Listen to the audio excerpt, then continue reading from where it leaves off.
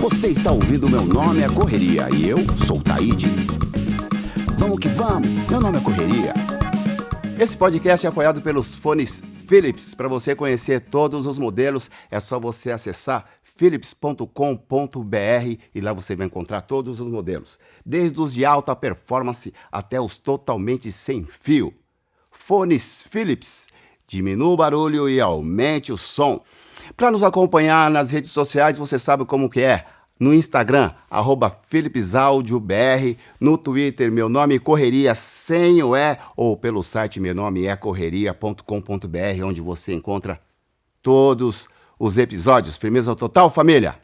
E a nossa convidada, a nossa correria de hoje é Cris Arcangeli. Ela que é empreendedora, ela é empresária e tem também mais uma coisa que você falou de serial. Empreendedora serial. Empreendedora serial. O que é uma empreendedora serial?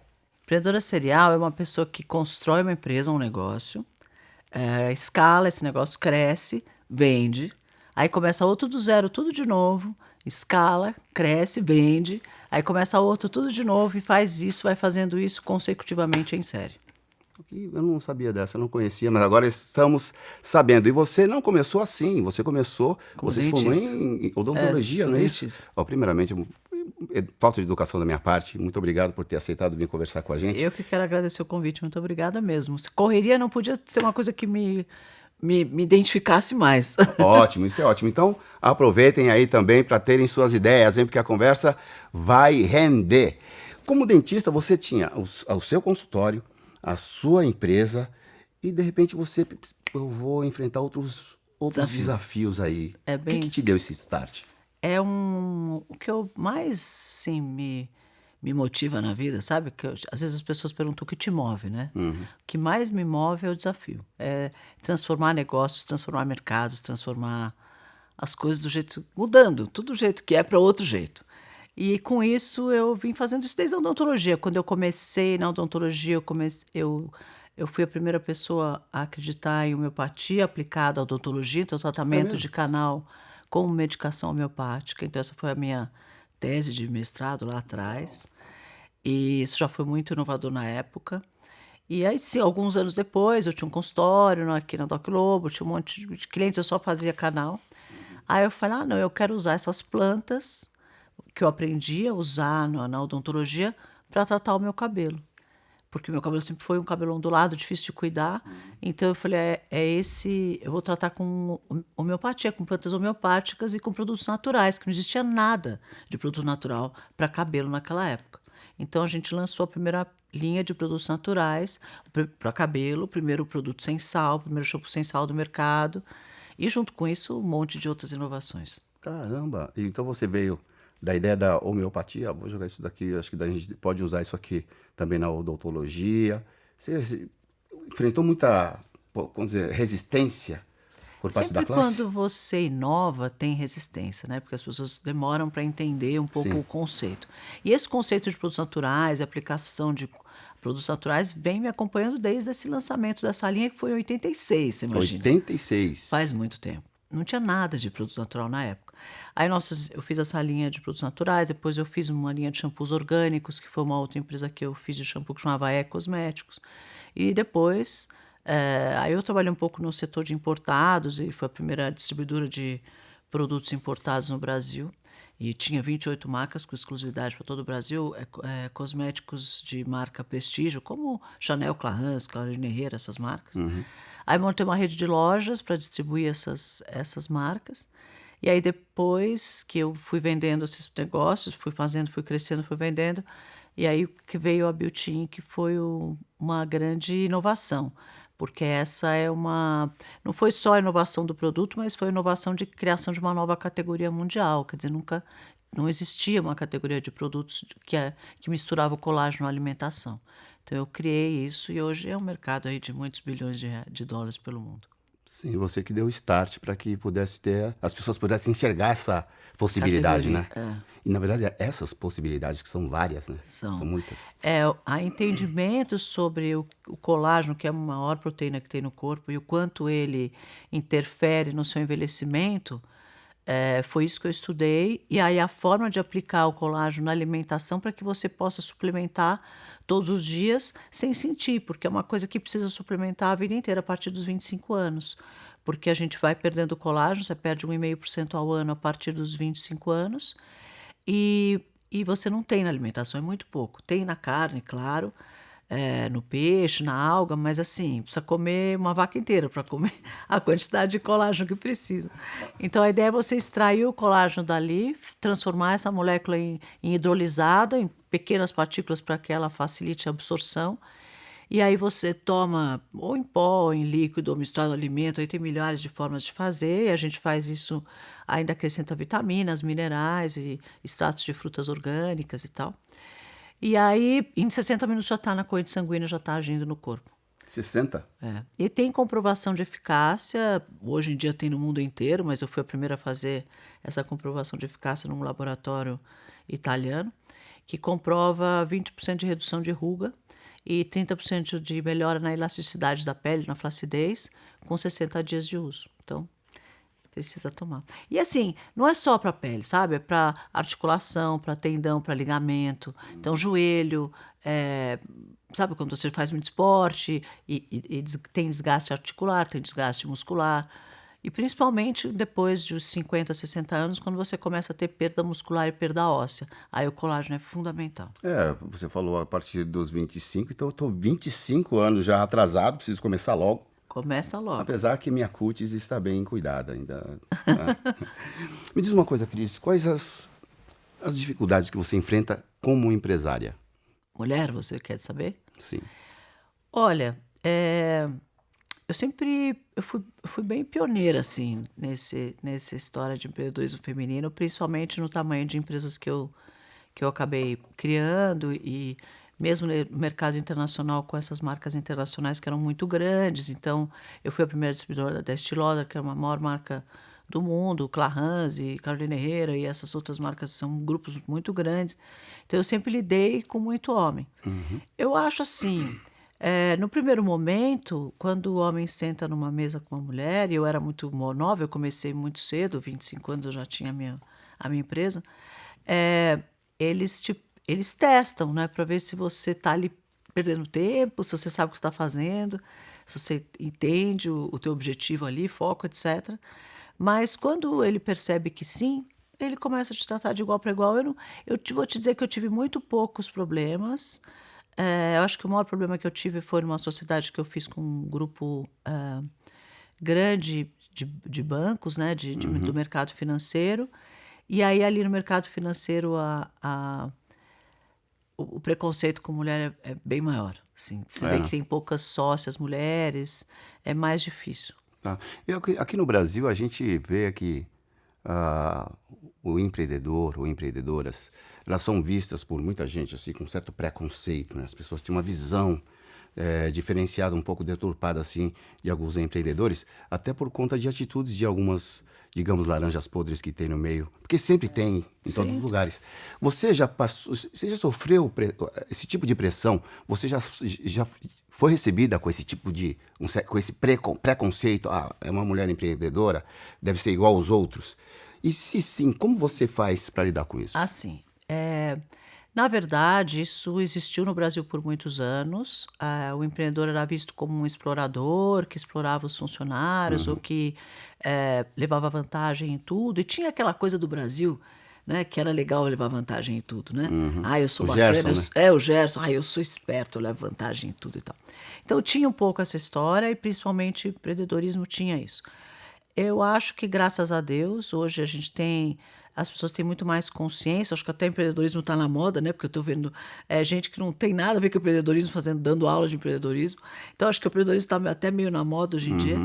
Mas as pessoas hoje conseguem entender que o empreendedor é uma engrenagem muito importante nessa roda, né?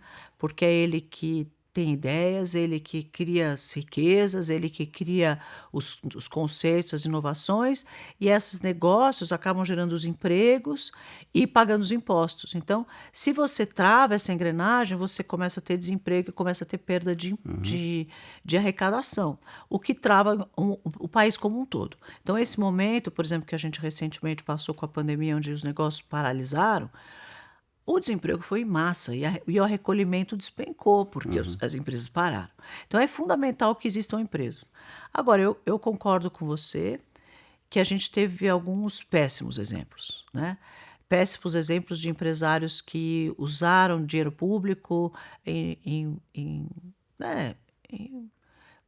para o seu uso próprio, sem pensar na companhia, sem pensar nos funcionários, sem pensar no país. Empreendedores que não pensaram no meio ambiente, não se preocuparam com o mundo e com a qualidade de vida das pessoas. Empreendedores que se envolveram com corrupção e que, graças a Deus, foram descobertos pela Lava Jato. E acho que essa faxina que nós passamos não só lavou um monte de políticos corruptos, não todos, infelizmente, mas também lavou um monte de empresários corruptos e que também não só faziam mal para o país, mas faziam mal para os outros empresários. Isso que eu ia te perguntar, isso te atrapalhou de alguma forma? Claro que sim, porque você imagina, se você concorre com uma empresa que não está sendo lícita na sua forma de operar, e não paga imposto, imagina, a carga de impostos para qualquer companhia gira em torno de 50%. Se uma pessoa não recolhe imposto porque consegue lá uma forma de corromper um fiscal ou alguém, não sei quem, e de alguma forma não pagar esses impostos, você imagina como é que faz para uma empresa que está pagando concorrer, né? Então é muito, muito injusto. Com o país é uma concorrência desleal com os outros empresários, é uma falta de ética, é tudo errado. Então, graças a Deus, muitas pessoas foram eliminadas, é claro que não todas ainda, mas é um grande começo, né? De que os próprios consumidores hoje terem mais preocupação, que a empresa seja respeitosa com relação a gênero, respeitosa com relação a preconceitos de qualquer tipo, respeitosa com relação à forma de atuar em relação ao planeta, com a sustentabilidade e, principalmente, tenha uma atividade fiscal correta e lícita, para que você realmente consiga que o país cresça. Porque o que acontecia, óbvio que a carga de impostos era altíssima, se as grandes companhias, porque vejam que as empresas que foram pegas pela Lava Jato foram grandes bancos, grandes construtoras, grandes empresas como a Petrobras, por exemplo, que são fontes de arrecadação gigantesca. Então, se a gente deixa de recolher esses impostos que deveriam ser recolhidos, o governo fica com falta de dinheiro, começa a aumentar a arrecadação e quem acaba ajudando nessa arrecadação são os pequenos, porque esses não têm essas falcatruas e nem acesso a isso, né? Então, também eu acho que foi muito injusta a distribuição de renda, de acesso à renda, né? Acesso a dinheiro público.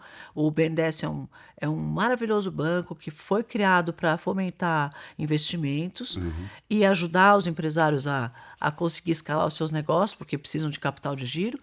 E esse dinheiro foi mal aplicado, né? Mal aplicado, a gente via lá 50% aplicado em 80% aplicado em grandes 2, 3 nomes de grandes bancos e de grandes corporações e os pequenos nunca viram esse dinheiro. Então, estava tudo errado, estava realmente muito desequilibrado e eu sou muito feliz mesmo com essa descoberta toda e com essa mudança, porque hoje as pessoas é muito mais transparente, as pessoas têm muito mais acesso a saber quem é o político, quem não é, só querer também, né? Porque hoje, antes de votar, dá para você acessar um aplicativo lá que conta toda a história daquele político, histórico daquele político. Se ele compareceu, se ele não compareceu, se ele votou, que projetos ele fez. Então, você só não conhece se não quiser. Se você quiser trabalhar e usar o seu voto de uma forma correta, você vai ter como. Isso é uma coisa que a gente não tinha no passado, né? Então, eu acho que nós estamos andando num caminho... Não obviamente, foram muitos e muitos anos de aparelhamento do governo mesmo, de todos os órgãos e tal, que foram aparelhados com grandes números de funcionários públicos que não podem ser demitidos. Imagina você ter uma equipe que você não pode demitir. Como é que você cobra? E como é que você faz a pessoa trabalhar se ela não pode ser demitida? E se ela sai de férias... Outro dia eu vi uma funcionária pública do Rio de Janeiro que mora em Miami. Miami? Ela recebe 25 mil reais por mês, ela mora em Miami. Então ela nunca foi trabalhar. Mas você não pode demitir. Então não adianta nem denunciar, né? Porque foi uma denúncia grande que as emissoras fizeram, a imprensa, etc. Mas e daí? O Fantástico depois cobriu, uns 6 meses depois, a mulher continua lá em Miami dando risada. Porque ela não pode, por lei, ser demitida. Então, enquanto a gente tiver esse tipo de protecionismo, que você não pode investigar crime de político, você não pode demitir um político, fica difícil para você a gente mudar essa situação. Mas eu acho que muitas coisas, já se avançou em muitas coisas. Infelizmente é difícil, a gente vê que até independente de gostar ou não do presidente que nós temos hoje, ele é um cara bocudo, né? Ele não tem muito medo de nada, não. E ele foi contra muitas coisas que ele viu por aí, mas é muito difícil desemparelhar essa máquina, né? É uma coisa que nós vamos levar alguns 20, 30 anos para conseguir fazer. A gente está conversando com Cris Arcangeli, que é empresária, empreendedora serial. É isso aí. Apresentadora e dentista. Isso. Essa eu não sabia, hein? Você vê? Essa eu não sabia. Bom, é o seguinte, você tem uma história muito interessante que, há alguns anos, uma empresa sua passou por uma crise. E no meio dessa crise, não sei de que maneira, essa sua empresa deu a volta por cima. Né? Como que você conseguiu fazer com que uma coisa que começou mal para sua empresa, terminasse dando essa volta por cima, terminasse sendo benéfica? Como você enfrenta essas crises e consegue sair delas? Olha, eu acho que a gente tem 2 formas de olhar a crise, né? Toda crise, toda e qualquer crise, quanto maior ela for, melhor nesse aspecto, traz novas oportunidades, porque ela transforma mercados. Então, dores que existiam deixam de existir, dores novas surgem. Então, nessas dores novas, tem oportunidades de coisas que você pode fazer para atender essas dores. Porque todo negócio que dá certo, ele tem um objetivo claro: resolver algum problema de alguém. Qualquer que seja, do mais simples ao mais complexo. E se você tem uma nova situação, por exemplo, agora com essa grande transformação, imagina, mundial, com crise econômica, com crise financeira, com crise de saúde, com crise política, né? Todas essas crises ao mesmo tempo, e isso invadindo todos os países do mundo, imagina quantas novas oportunidades surgiram. Né? Então, eu acho que nesse momento, a forma de reagir é primeiro você se recompor do susto, né? Porque quando vem uma crise muito forte, a gente normalmente toma um susto e a primeira vontade é sair fazendo coisas. E o certo é você parar, né? E resolver a entender o que está acontecendo, a situação qualquer que ela seja. Isso serve para qualquer coisa. Digerir aquela história e aí encontrar uma forma de você transformar aquele desafio numa oportunidade. E aí você sai com uma solução transformada. Isso é uma tese, inclusive, que foi criada por Nassim Taleb, que é um filósofo, né, árabe interessantíssimo, e ele diz que a pessoa que consegue fazer isso é uma pessoa antifrágil, porque ela transforma o desafio numa oportunidade. Ela consegue ver naquele desafio uma oportunidade. E se você parar em algum momento você quiser refletir da sua vida, e cada um que está nos ouvindo puder fazer isso, parar para refletir nos grandes desafios que enfrentou na vida, vai perceber que todas elas vieram carregadas de oportunidade. Você quer ver um exemplo? Por exemplo, eu tenho feito um teste, perguntado para as pessoas.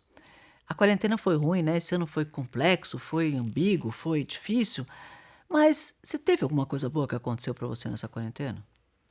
Teve para você? Para mim teve. Todo mundo responde que sim. Para mim teve muita coisa boa. Fiquei mais perto da minha família, por exemplo.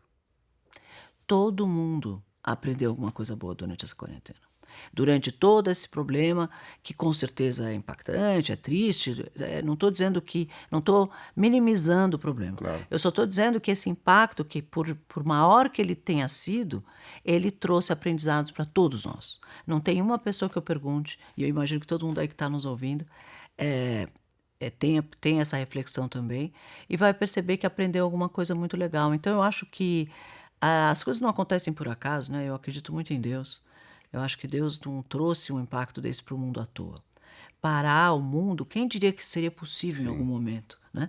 E nós vimos o mundo parar e vimos as pessoas ficarem em casa obrigadas a repensar valores, conceitos, atitudes, comportamentos, necessidades. Né? Você começa a falar assim, será que eu preciso mesmo de outro sapato? Será que eu preciso mesmo de outra blusa? Será que eu preciso mesmo consumir as coisas que eu consumia? Por que eu estava consumindo isso e não aquilo? Por que eu preciso me preocupar com tal coisa e não com outra? Será que eu estou me preocupando com o meu corpo, com a minha saúde, com o meu bem-estar, da forma que eu deveria, já que eu vou viver 150 anos? Porque quem vai viver 150 anos já nasceu. Né? Tá aí. Está comprovado que a gente vai viver. E esse corpinho que a gente só temos esse também. Se você não cuidar dele, você vai chegar a como lá na frente? Então, será que o tempo que a gente perde com algumas coisas não poderia ser dirigido para ter uma qualidade de vida melhor, para que a gente tenha uma saúde melhor lá na frente?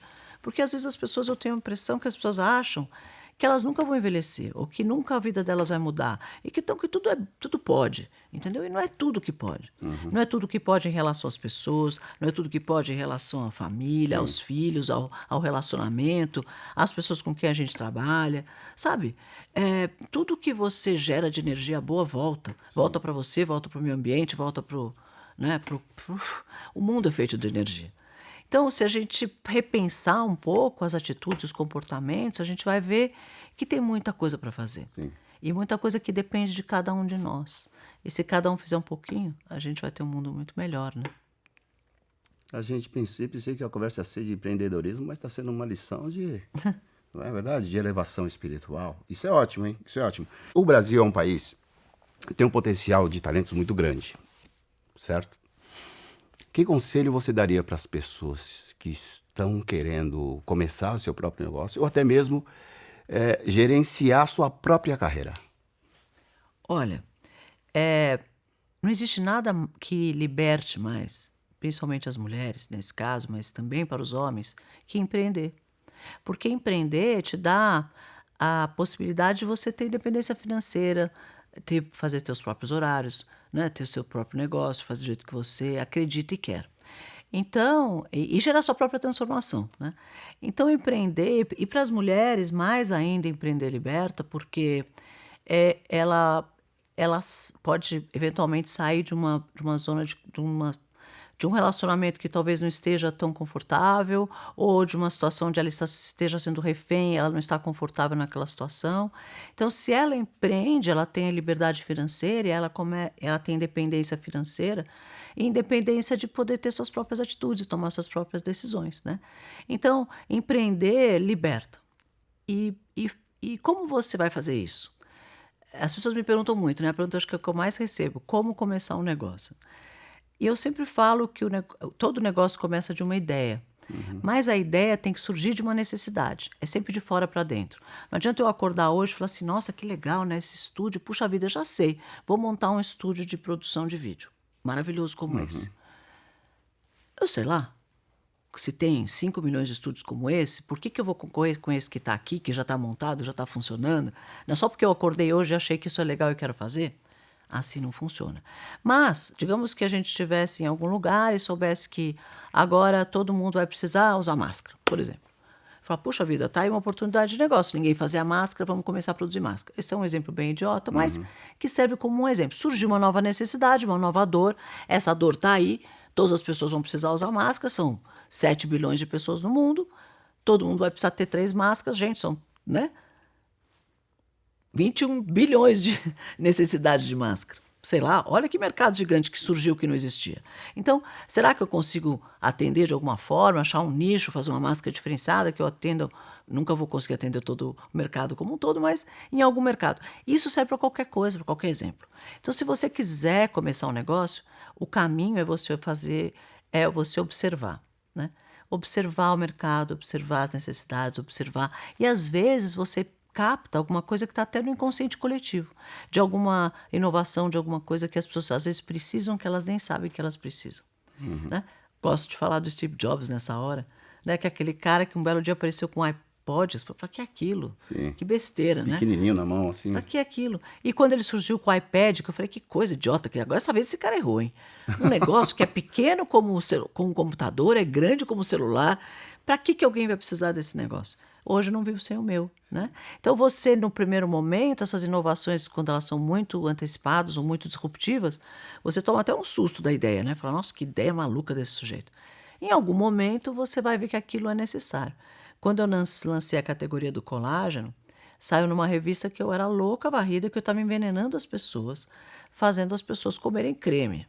Olha Porque o isso. creme, na cabeça das pessoas, colágeno estava no creme da vovó que passava na pele. Realmente, sim, é verdade. O colágeno é um ingrediente de beleza muito antigo, usado de forma tópica. Só que eles conseguiram desenvolver o colágeno de forma endógena para ingestão. E as pessoas não sabiam disso.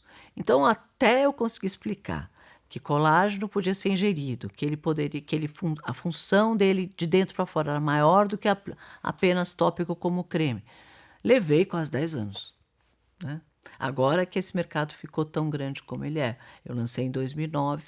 Você imagina quanto tempo faz isso. Então, conforme você vai inovando e vai trazendo novas ideias, vão surgindo oportunidades de negócio. E aí você consegue começar um negócio que tem demanda, que tem tração, que tem necessidade de compra. E o que faz uma empresa funcionar é venda, né? Se não tiver venda, não tem negócio. Então precisa ter venda, precisa ter demanda, precisa ter tração para que o negócio possa se estruturar e depois o resto vem sozinho. Ah, espero que vocês tenham anotado aí, porque eu estou anotando tudo aqui. Eu estou aprendendo muito, viu?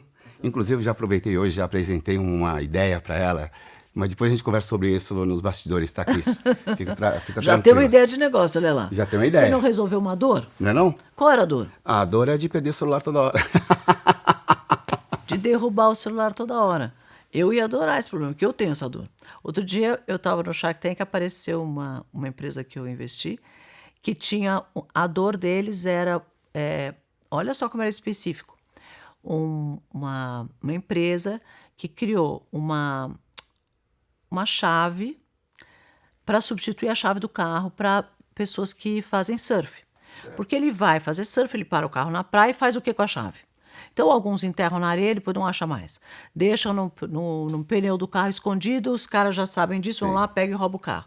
Então, eles não sabiam o que fazer com aquela chave.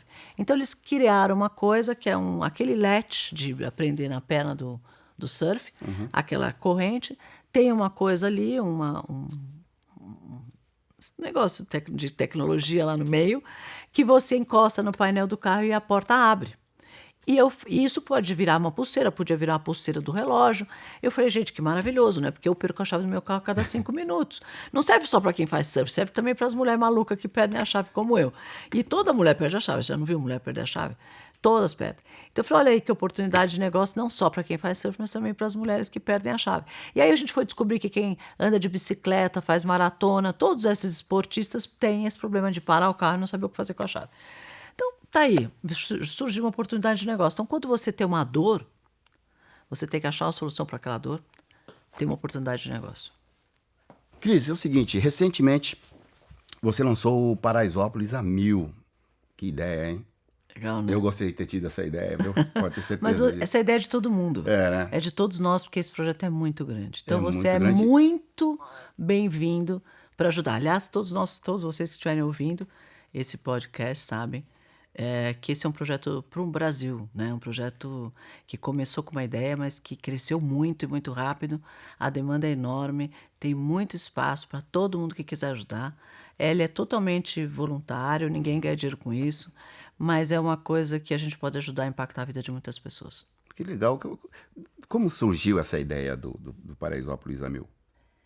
Então, as coisas para mim acontecem de uma forma muito orgânica, sabe? Eu, participando do Shark Tank, eu via que tinha muitos negócios que precisavam de mentoria, sabe? Eles, mais do que dinheiro, aquelas pessoas precisavam de algumas dicas básicas de gestão, de estratégia, de marketing, de precificação. Dicas que iam transformar o negócio deles. Mais do que o dinheiro. Porque, às vezes, se você tiver um dinheiro, mas você não sabe precificar o seu produto, ou você não sabe fazer o marketing, ou você não tem o produto correto, ou você não sabe criar uma barreira de entrada para a concorrência, você vai acabar perdendo aquele negócio por mais dinheiro que você tenha. Se você tem um negócio, mas aquele negócio você não tem networking, por exemplo, né? Você não conhece as pessoas certas daquele mercado, você também não vai conseguir fazer aquele negócio escalar. Então, eu sentia muita falta disso. E quando eu decidi dar um tempo lá no Shark Tank, nessa temporada, da 5ª temporada que eu não estou participando, apesar de meu contrato continuar lá, eu falei, eu preciso fazer um negócio mais próximo, porque esse momento da pandemia me impactou muito, sabe? Eu fiquei a primeira semana daquele meu momento de frágil lá, digerindo, e quando eu saí desse negócio, eu falei, eu preciso ajudar as pessoas. Porque a minha sensação era que os pequenos empresários iam quebrar. Todos. Eu falei, vai quebrar todo mundo, porque o empresário pequeno é aquele que tem pouco caixa, né? Ele vende de manhã para pagar o dinheiro, a conta do dia seguinte, ele opera, aquele caixa dele é uma bicicleta andando. Se a bicicleta para... Sim. O negócio para, ele quebra. Eu falei, vai quebrar todo mundo. E minha preocupação, eu falei, eu preciso criar. Eu comecei a criar um monte de projetos. O Shark em Ação, a Maratona de Empreendedorismo Online, Juntos na Retomada, e vários projetos. E criei um projeto que tinha uma doação de cesta básica, e cada um... 1 quilo de alimento, aliás, para a Maratona de Empreendedorismo. Todo mundo, para participar da maratona, tinha que doar 1 quilo de alimento. Para quem quisesse. Para participar. Para participar. Então, era tudo online, obviamente. Foi o primeiro evento de empreendedorismo online que se criou, foi lá em abril, logo que começou essa confusão. Então, a ideia era assim, eram empreendedores dando palestras de 20 minutos, pessoas muito incríveis. Então, tivemos CEO do LinkedIn, CEO do Google, gente que normalmente não está aí dando palestra. E para você participar, você tinha que fazer a doação de 1 quilo de alimento para quem você quisesse.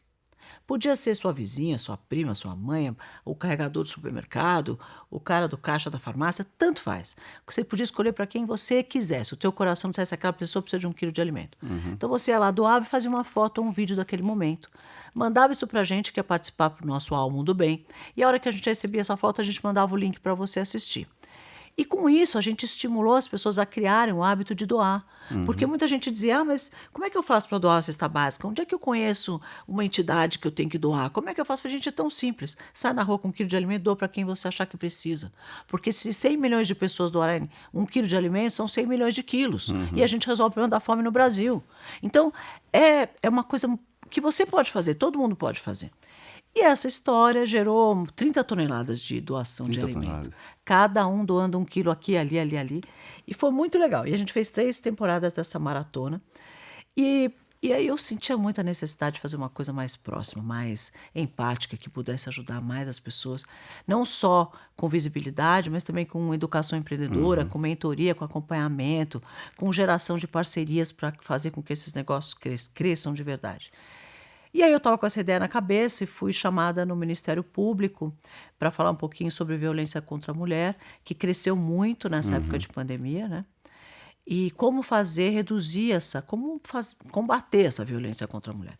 E aí surgiu a ideia do Empreender Liberta, né? Que se elas tiverem dependência financeira, ela realmente pode sair dessa situação de desafio, de desconforto. E aí... mas como fazer isso? Aí minha assessora de imprensa, minha Renata, me convidou para conhecer Paraisópolis. E quando eu cheguei em Paraisópolis, eu conheci empresárias, empreendedoras e negócios de empreendedoras, de mulheres. Se você não ia acreditar, assim, a qualidade dos negócios, o empenho, a dedicação dessas mulheres, com toda a dificuldade de ser mulher, de estar começando um negócio pequeno, de ser uma startup dentro de uma comunidade com poucos recursos, e como elas estavam conseguindo criar coisas muito legais. Falei, gente, eu preciso mostrar esses negócios. E aí criamos o A1000, na verdade, que é o nome do programa, e nesse caso é Paraisópolis A1000, mas logo se aproximou o G10 Favelas, que é o fundador, que é o Daniel Cavarete, que a gente conheci lá também, até apresentada pelo Gilson, que é o prefeito. Líder comunitário, né? Comunitário lá da Ele é o líder Paraisópolis, comunitário, que a gente intitula de prefeito lá de Paraisópolis, porque realmente ele faz uma gestão fantástica, uma maravilhosa, séria, que eu acho que muito político por aí deveria aprender com ele. E o Gilson me apresentou o Daniel é o fundador do G10 Favelas, que é uma brincadeira com o G7, né, com as grandes, maiores comunidades e favelas do Brasil. E é muito importante assim, o trabalho que eles fazem. Você veja, só Paraisópolis fatura, dentro de Paraisópolis, são 120 mil pessoas que moram lá, gira uma economia de 7 bilhões de reais. Lá dentro. Lá dentro. Hoje, todas as favelas do Brasil faturam 140 bilhões de reais. E tem 14 milhões de pessoas que vivem em comunidades e favelas. Então, a gente tem muito mercado, tem muita oportunidade de negócio, tem muita coisa que pode ser feito para o mercado interno e, principalmente, para fazer ligação de coisas que são feitas lá, que podem ser vendidas fora da comunidade, coisas fora da comunidade que podem ser vendidas lá dentro. Quer dizer, existe um mercado se a gente perder um pouco do preconceito. Sim. E achar que tudo que é feito numa comunidade não é feito com carinho, não é feito com qualidade, não é feito direito. Porque isso é uma inverdade terrível, porque eu vi, presenciei, e eu convido todos que puderem assistir Paraisópolis a Mil, que é um programa, na verdade, que foi feito em casa, foi feito com uma produtora que cedeu o tempo dela para gravar, não tinha um formatado internacional, uma coisa que foi sendo criada meio trocando o pneu do carro andando, a gente vai gravando e vai falando, não, e se fizesse isso, se fizesse aquilo, se mostrasse isso, se mostrasse aquilo. Eu misturei um pouco do conhecimento que eu tenho dos reality shows que eu fiz, porque eu fiz aprendiz, né? Fiz stream makeover social com construção de creches, inclusive uma na favela, na comunidade do Alemão, no Rio de Janeiro, durante a pacificação, construí uma creche maravilhosa lá para a comunidade e fiquei um tempão lá no Alemão, 3 meses indo lá, sempre para fazer essa creche. Isso tudo está no YouTube, é muito fácil acessar para ver. Então eu fui conhecendo um pouco, misturei um pouco do Shark Tank, um pouco do Stream Makeover, um pouco do Aprendiz, fiz uma salada e criei um negócio que, na verdade, é um programa que, na verdade, é uma competição de startups para mulheres, e lá isso na Paraisópolis está bem focado em mulheres, para atender um pouco essa história da violência, que nesse momento é muito grave, a gente precisa realmente combater isso, e se a gente eliminar a causa, a gente elimina o efeito, né? Então, ali a gente faz uma competição de startups entre empresas de mulheres, são 5 empresas que o próprio Gilson escolheu, e o Daniel, ele está na mesa dos jurados, o Daniel também, e aí a gente escolhe 2 que são as que ganham. Elas têm um prêmio simbólico em dinheiro que é 15 mil reais, mas elas têm também uma mentoria. E naquele momento a gente dá muita visibilidade de qualidade, sabe? Incentivando, falando, mostrando que legal o negócio que elas fizeram, pondo elas para cima, para elas acreditarem cada vez mais nelas mesmas.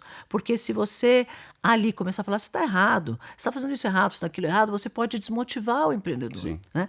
Então, a nossa linguagem é para motivar, dar visibilidade de qualidade e mostrar para ela que ela tem outras oportunidades. Porque às vezes você escuta, né? Se eu te contar aqui um problema, você vai provavelmente falar, não, Cris, mas se fizesse assim, né? É claro que a gente que está ali, que tem um pouquinho mais de conhecimento, vai trazer umas ideias para eles diferentes. Então, a nossa ideia ali é trazer ideias diferentes de como elas podem crescer, mas depois, quando acaba, a gente dá a mão e vai lá. Visitar o negócio, conhecer a fundo, falar sobre plano de negócio, sobre estratégia, sobre preço, sobre como vencer os desafios que elas estão vivendo, arrumar parcerias para ajudar em algumas coisas. Então, eu vou dar uns spoilers aqui para você. Vamos lá. Tem lá um salão de beleza onde essa mulher sofreu violência, ela, as filhas, e ela tem 4 filhos, e ela começou esse pequeno salão de beleza, ela tem muitos sonhos para esse salão de beleza, a gente vai conseguir transformar esse negócio dela. O Mãos se chama Águia Hair. Tem uma outra que chama Mãos de Maria, onde elas produzem marmitas, e elas ensinaram mulheres pela comunidade, são 55 Marias que elas chamam. Essas mulheres são acompanhadas, foram treinadas, elas receberam uma cozinha, geladeira, fogão, panela, etc., tudo que elas precisavam para conseguir trabalhar. Tem um acelerador que liga para elas 45 minutos todo dia, dando ensinamento de empreendedorismo e um pouco de como fazer as marmitas. Elas ganham R$2.500 por mês para fazer isso, elas têm que fornecer 10 marmitas para a Mãos de Maria. E a Mãos de Maria tanto doa como também faz venda nesse bistrô que ela tem lá numa laje. E ela distribuiu 1 milhão de marmitas durante a quarentena. 1 milhão. 1 milhão. Não só dentro de Paraisópolis, mas para muitas outras comunidades. E agora elas fabricaram, aliás, vou aproveitar esse espaço para fazer uma propaganda delas. Elas estão fabricando 30 mil panetones com essas Marias, que é incrível o panetone, é uma delícia o panetone, de verdade. Salgado, né? Tem, Inventaram inclusive, um salgado. salgado. E esse, olha aí, você assistiu o programa, estou Com feliz. certeza. E a gente agora está ajudando a vender esses panetones, né? A nossa empresa comprou 50 e vai distribuir durante agora o Natal. E incentivo que outras pessoas também, se quiserem fazer um lindo presente de Natal, possa comprar um panetone do Mãos de Maria, porque não só vai ajudar o Mãos de Maria, como também o Costurando Sonhos, que é uma outra empresa que tem lá dentro, que funciona mais ou menos do mesmo jeito, só que com costureiras. Então, eles capacitam mulheres para serem costureiras, eles têm uma coleção de roupas, agora a gente vai ajudar a desenvolver um estilista lá dentro da comunidade para legal. mostrar como dá para fazer uma moda de favela e fazer essa moda da favela ser vendida fora, né? Então, tem muita coisa que pode ser feito, por isso que eu digo assim, é muito grande, a gente quando terminar lá, nós vamos terminar com 5 empresas, imagina, 120 mil pessoas, quantas empresas tem ali dentro? Então, se a gente pudesse continuar esse trabalho, principalmente tendo voluntários que queiram ajudar a participar, a mentorar, ajudar, a incentivar, porque no Brasil, 50% dos negócios que começam no Brasil fecham antes de 4 anos. Dos negócios femininos, são 66% que fecham antes dos 4 anos. 66%. É muito alto, né? Isso estou falando do Brasil em geral. Você imagina num ambiente onde o desafio é maior ainda, como é o ambiente de uma comunidade como essa, né?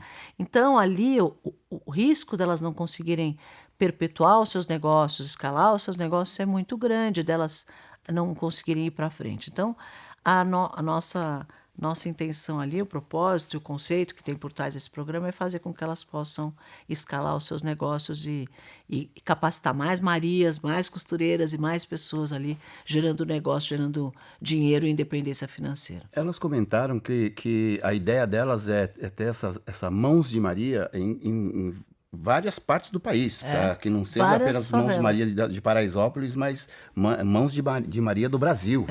Elas têm esse sonho, e aí elas já estão fazendo, né, na verdade. Elas são maravilhosas. Sim. Tem uma capacidade incrível. E quem escuta quando elas falam e fazem o pitch delas ali, fica surpreendido com a qualidade do trabalho que elas executam. Que, olha, eu vou te falar, poucas vezes eu vi um pitch tão bonito como eu vi, não só emocionante, mas coerente e bem feito, como esse dessas mulheres, entendeu? E olha que eu participo de competição de pitch pelo Brasil inteiro, de várias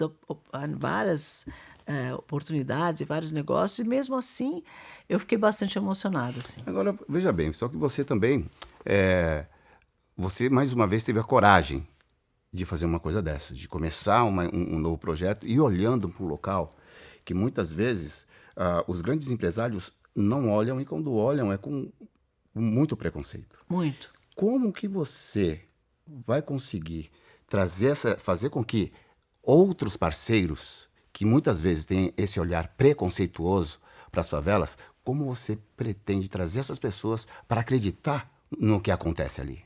No programa. Porque, veja, se eu te falar sobre um lugar que você não conhece, sobre pessoas que você não vê e não conhece, que são invisíveis para a sociedade, você pode ter a imagem que você quiser. Então, você pode ter a imagem que na favela só tem bandido, você pode ter a imagem que na Bambela só mora traficante, você pode ter a imagem que você quiser, quando não é verdade. Tem 120 mil pessoas lá dentro, só de Paraisópolis eu estou falando. Nós estamos falando de 14 milhões de pessoas. Você acha que existe 14 milhões de traficantes no Brasil? Não, óbvio que não. Tem traficante lá, como tem traficante aqui fora. Sim. Tem gente que é bandido lá dentro, como vai ter um monte de bandido aqui fora. Como tem empresário bom lá dentro, como tem empresário ruim lá dentro, como tem empresário bom aqui fora e tem empresário ruim aqui fora também. Sim. Nós estamos acabando de te falar de grandes empresas como a Petrobras que tinham grandes ladrões lá dentro roubando o país. E provavelmente esses caras, com certeza, de tanto que eles roubaram, com certeza eles não moravam numa comunidade. Sim, verdade.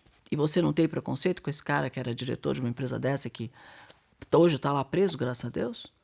Agora, você tem preconceito com uma pessoa que está lá e que é séria, que está tentando ganhar o dinheiro dela? Está tudo errado.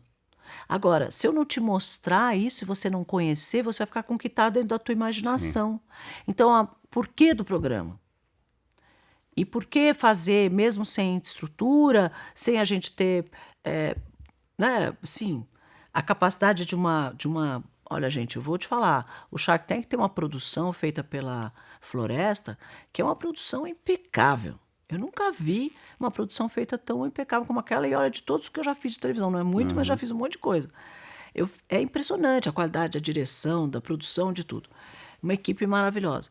Então, ali a gente não tem isso, né? A gente tem algumas pessoas tentando, uns gravando, outros tentando editar, e a gente agora trocou de editor, vamos tentar reeditar os programas que a gente já editou para fazer melhor. Mas isso é legal. E estamos tentando Você acertar. entende como funciona isso. E estamos fazendo essa coisa acontecer da melhor forma. Qual é a ideia?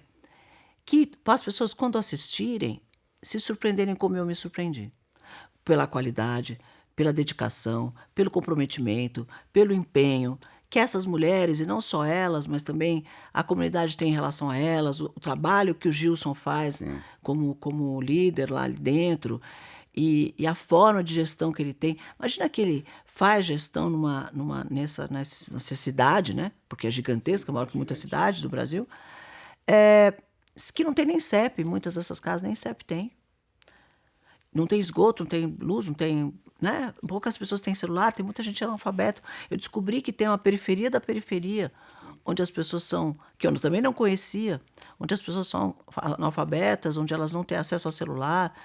E ele conseguiu colocar internet gratuita para todo mundo. Agora ele nomeou... Não, agora não, né? Não sei quando, porque eu também sei pouco, mas estou contando um pouco do que ele me contou. Ele nomeou pessoas... presidentes de rua. Então, esses são 58 presidentes de rua na comunidade toda. E quando ele precisa despachar ou fazer alguma alteração, alguma mudança, ou fazer algum benefício, ou entender alguma situação, ele chama esses presidentes de rua e despacha com eles. E aí, cada um deles é responsável por 50 famílias. Que viagem, hein? Olha que legal essa forma de gestão. Que seria tão mais legal se a gente fizesse isso no Brasil, né? Que é um pouco do distrital, né, que a gente fala. É incrível, ele fez isso lá de forma empírica e funciona maravilhosamente. E quer saber? Desses presidentes de rua, grande parte são mulheres. Olha que legal. Porque elas são muito empenhadas em fazer a comunidade funcionar. São as mães de família, são as mulheres que cozinham, são as famílias que cuidam das suas casas, dos seus maridos, etc. Então, é assim, olha, é um grande aprendizado para todo mundo. Eu espero que as pessoas assistam o programa, não por mim, não, porque esse programa, como eu disse, é de todo mundo, é de todos nós. A gente está trazendo pessoas e voluntários e gente, todo mundo vai aparecer, e todo mundo, e não é de ninguém mesmo. É uma coisa para o Brasil, é uma coisa para melhorar, principalmente essa interligação e, se possível, ajudar a terminar com esse preconceito. Eu vou dizer uma coisa para você, viu, Cris? Isso eu gosto muito de ouvir quando o assunto são projetos desse tipo, porque eu sou uma pessoa nascida e criada na favela. Hoje eu tenho uma vida mais confortável, né?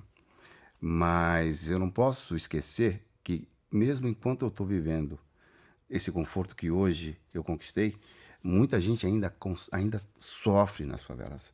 E sofre com o que acontece no dia a dia, sofre com a invisibilidade e sofre com o preconceito. E essa violência que tudo isso, na verdade, tudo isso junto, traz uma violência enorme para esses lugares.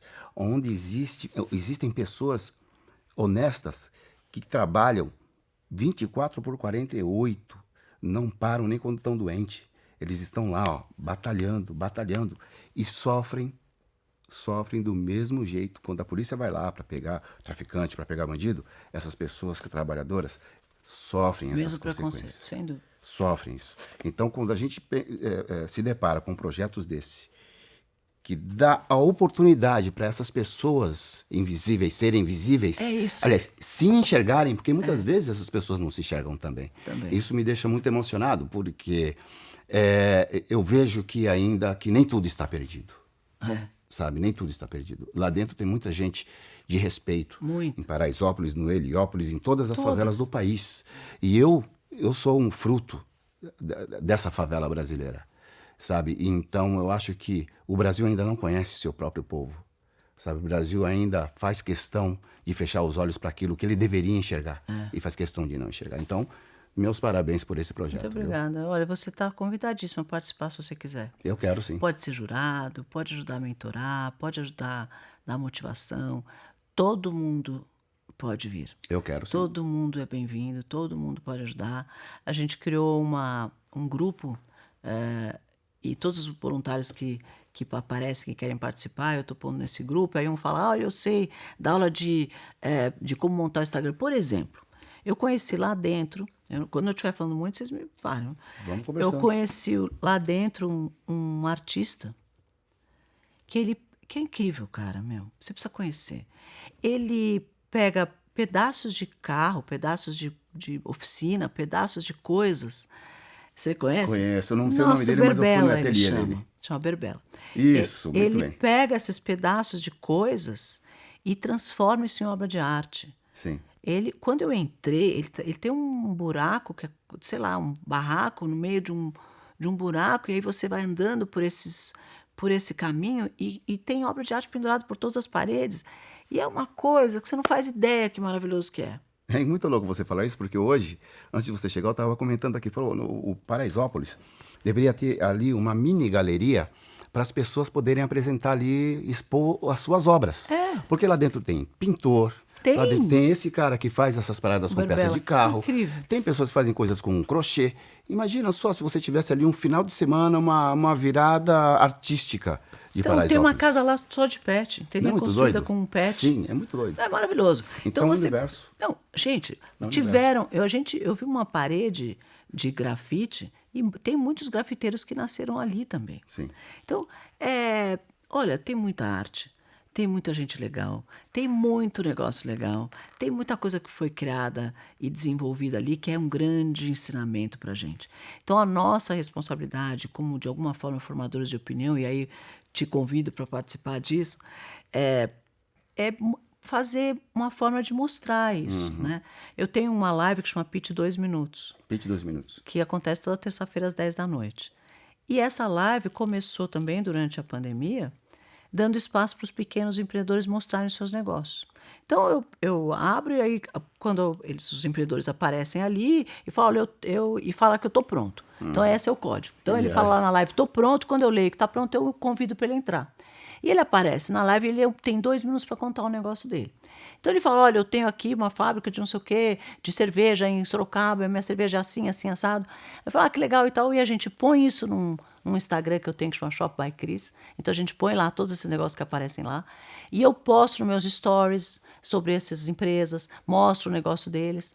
E eles ganham visibilidade. E você não tem ideia o que gera de negócio entre um e outro, o que gera de negócio eu com eles, o que gera de negócio de pessoas que estão assistindo para eles. E essa live nasceu lá, sei lá, com 500 pessoas.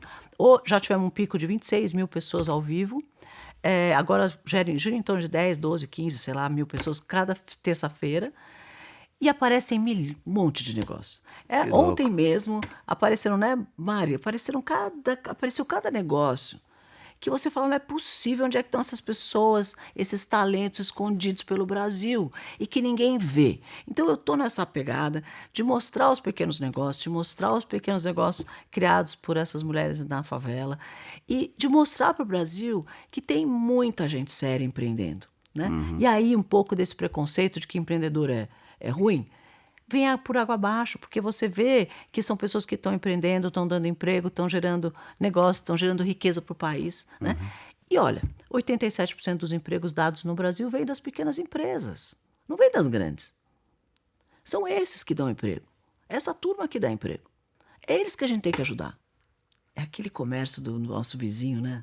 Do bairro, que você desce a rua, vai na tua padaria, vai no quitanda ali do perto, o teu açougue ali do lado. É isso que importa, né? Você vê que na Europa, principalmente os franceses, os ingleses, eles compram pouco, é o consumo do dia, tem geladeiras pequenas, eles têm uma diferença, é muito diferente a forma de consumo, né?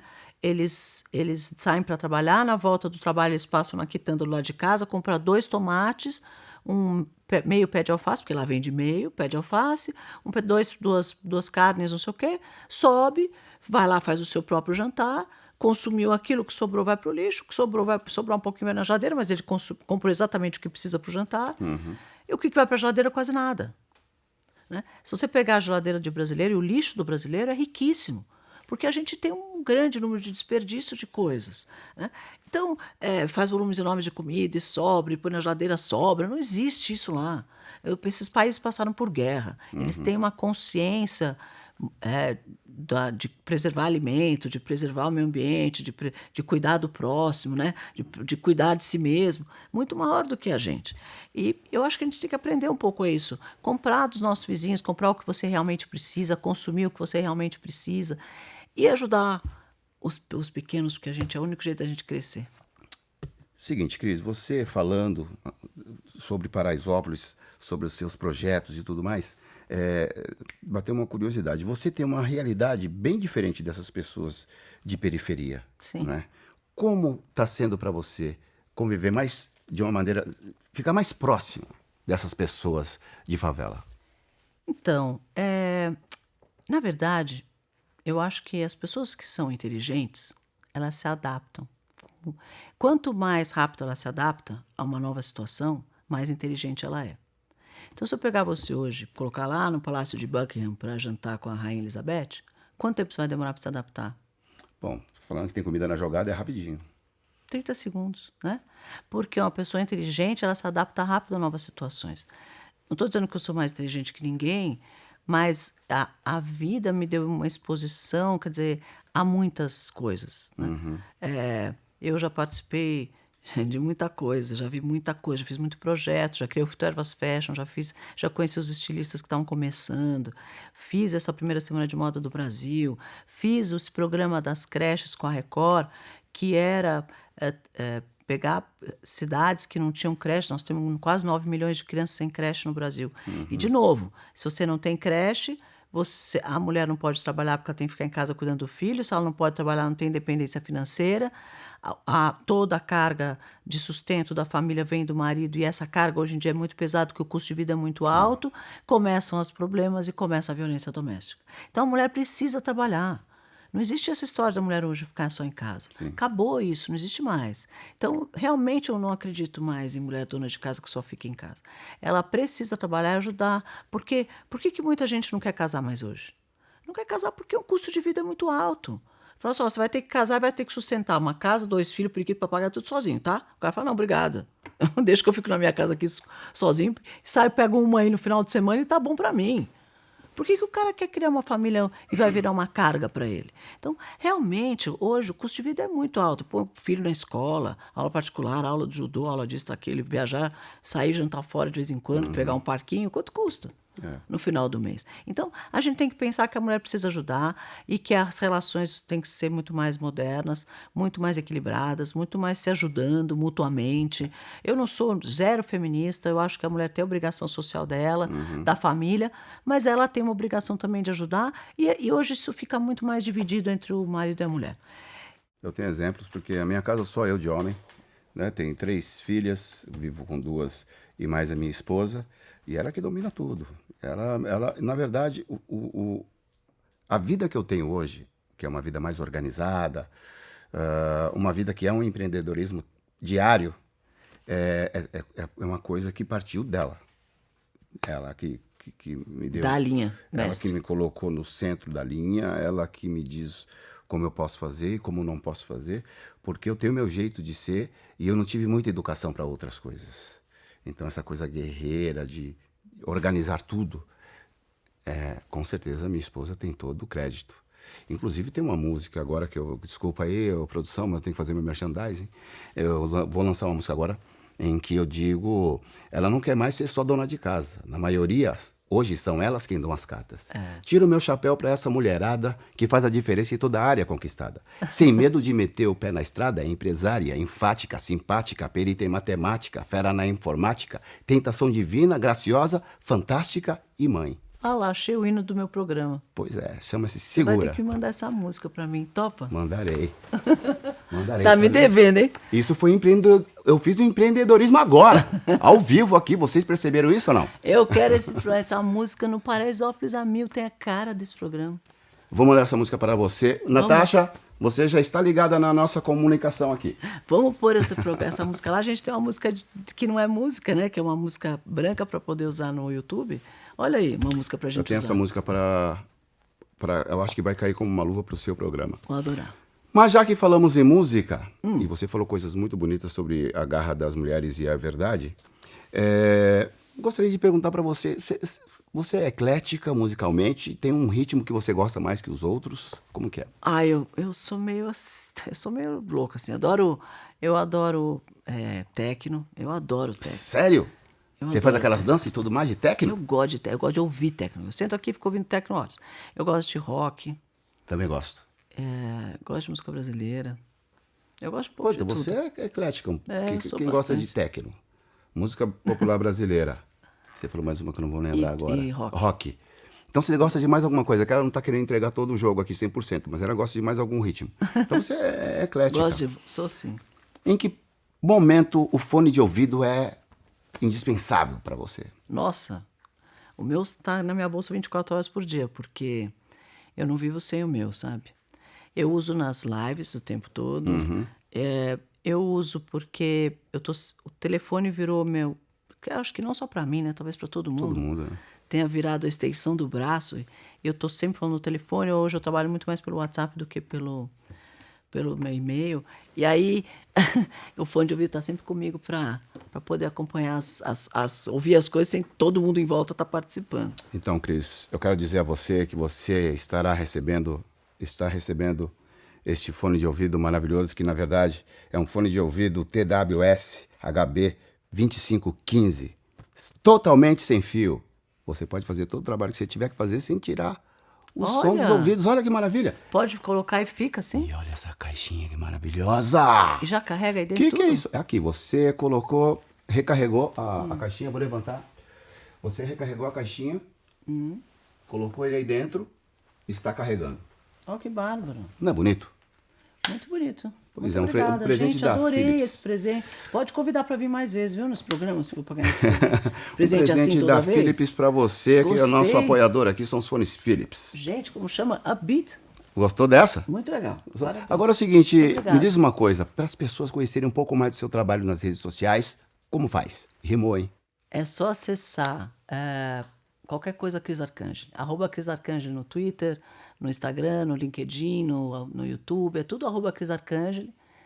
E vai encontrar bastante dessas histórias por lá. Não se esqueçam, anotem aí, Cris Arcangeli. Arcangeli, inclusive eu estava no debate antes de você chegar, se era Arcangeli, Arcangeli ou Arcangeli. Mas É porque é italiano, é Cristiano Arcangeli. Arcangeli. Pô, se você tivesse falado com esse sotaque italiano, eu teria entendido, produção.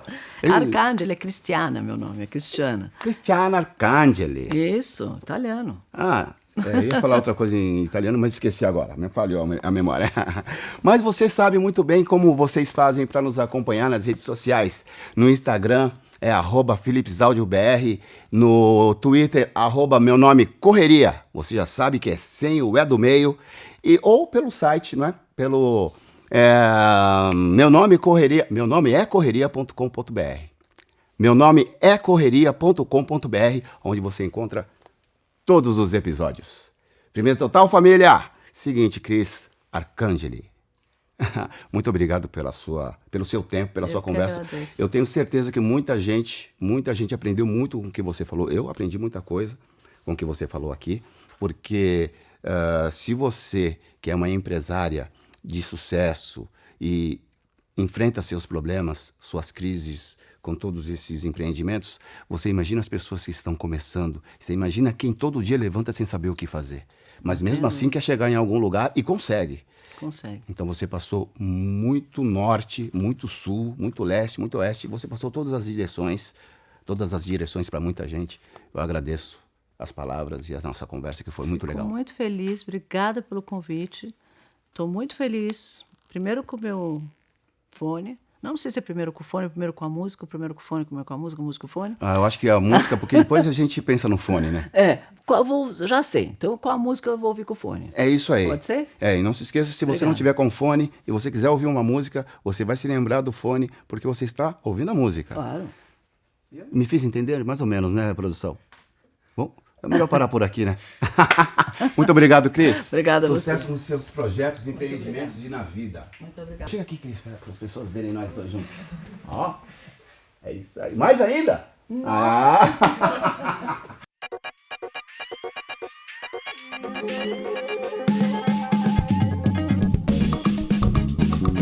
Você está ouvindo Meu Nome é Correria e eu sou Taíde.